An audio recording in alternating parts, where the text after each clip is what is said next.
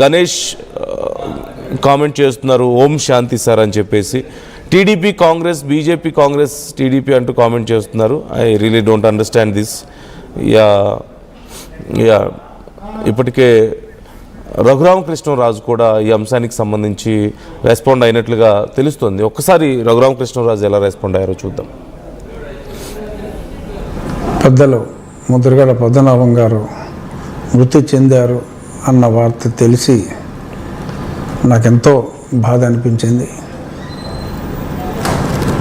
1988 నుంచి ఒక 4 సంవత్సరాల పాటు నేను కాకినాడలో ఉన్నప్పుడు ఎంతో సన్నిహితంగా ఉండేవాళ్ళం. ఆయన 25వ ఏట జనతా పార్టీ తరఫున మొట్టమొదటిసారిగా ఎమ్మెల్యే అయ్యారు. ఆయన చెప్పేవారు 25 నిండిన వెంటనే నేను ఈ రాజకీయాల్లోకి రావటం జరిగిందని. 4 సార్లు ఎమ్మెల్యేగా, ఒకసారి ఎంపీగా, మరి 3 చీఫ్ మినిస్టర్స్ దగ్గర మంత్రిగా, ఎప్పుడూ కూడా ఎంతో నిజాయితీగా గడిపిన, రాజకీయం చేసిన మంచి వ్యక్తి పద్మనాభం గారు. ఆయన ప్రేమ ఒక్కొక్కసారి తట్టుకోవటం కూడా చాలా కష్టం. ఎందుకంటే ఆయన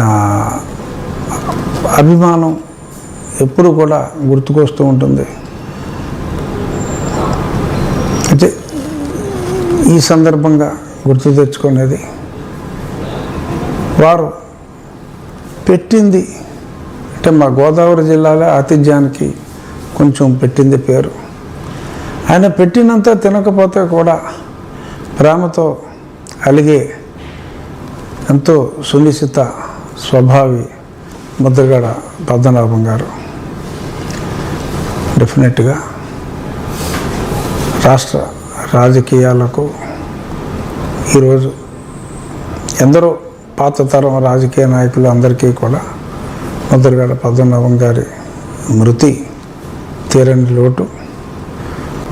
శ్రీ ముద్రగడ పద్మనాభం గారికి శ్రద్ధాంజలి ఘటిస్తూ వారి కుటుంబ సభ్యులందరికీ నా ప్రగాఢ సానుభూతిని తెలియజేస్తున్నాను.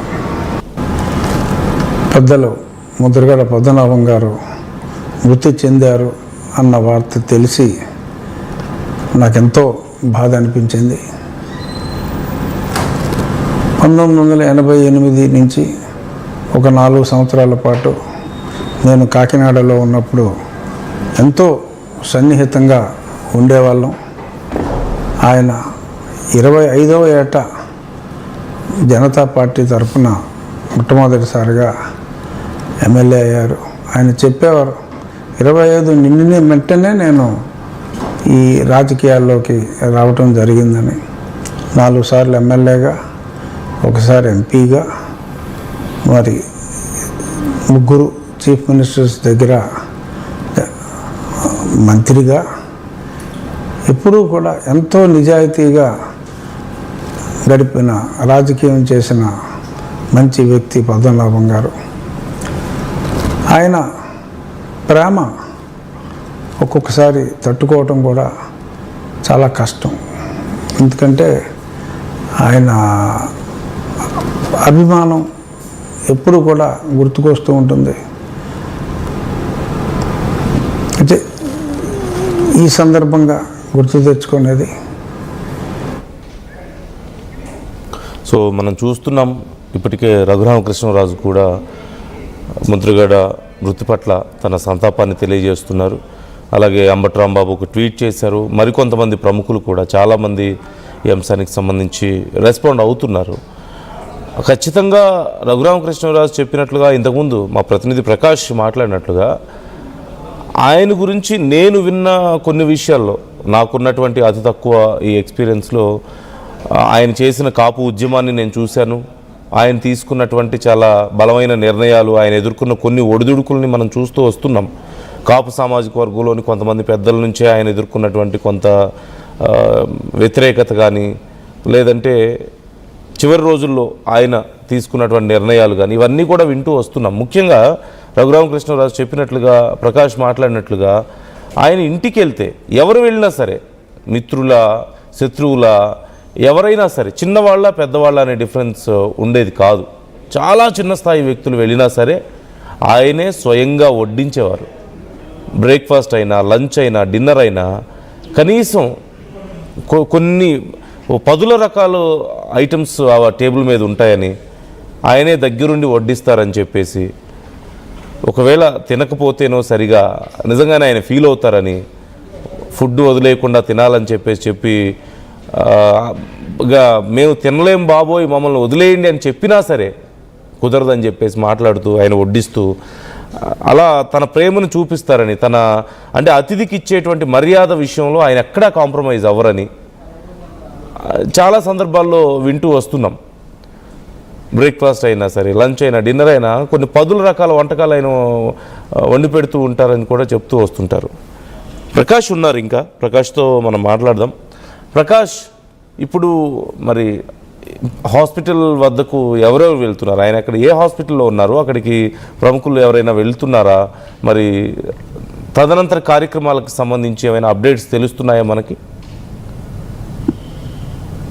అందులో ఇప్పటికే అందరూ కూడా కొంతమంది హాస్పిటల్కి అయితే వెళ్లేందుకు కొంతమంది బయలుదేరుతున్నారు. కానీ గిరి మాత్రం ఎవరో కూడా రావద్దంటూ కూడా అతనైతే చెప్పుకొస్తున్నారు. అంటే హైదరాబాద్ నుంచి రావాలి, హైదరాబాద్ లో ఉన్నటువంటి ఒక ప్రైవేట్ హాస్పిటల్లో ఇప్పుడైతే ఆయన తుది శ్వాస విడిచారు. చికిత్స పొందుతూ కూడా గత కొన్నాళ్ళకి కూడా అక్కడ ఉన్నటువంటి పరిస్థితి ఉంది. చికిత్స పొందుతూ ఈ రోజు ఏదైతే సింధు హాస్పిటల్ ఏదైతే ఉందో హాస్పిటల్ వద్ద తన అభిమానులతో పాటు కొంతమంది అక్కడ ఆల్రెడీ నిన్నటి నుంచి కూడా కొంతమంది ఉన్నారు. ఇక్కడ కెర్లంపూడి నుంచి కూడా కొంతమంది అక్కడికి వెళ్ళినటువంటి పరిస్థితి ఉంది. ఈ రోజు ఉదయం కూడా ఈ సమాచారంతోనే కొంతమంది చెప్పకుండా ఇక్కడి నుంచి అయితే వెళ్ళిపోయారు. అంటే అక్కడ ముందుగానే వాళ్ళకి సమాచారం ఉదయం వచ్చింది. కుటుంబ సభ్యులు కూడా వైద్యులు ముందుగానే సూచించారు, పరిస్థితి విషమంగా ఉంది, వెంటిలేటర్ పై ఉన్నారని కూడా చెప్పిన నేపథ్యంలోనే నిన్న సాయంత్రమే కొంతమంది బయలుదేరి హైదరాబాద్ వెళ్లారు.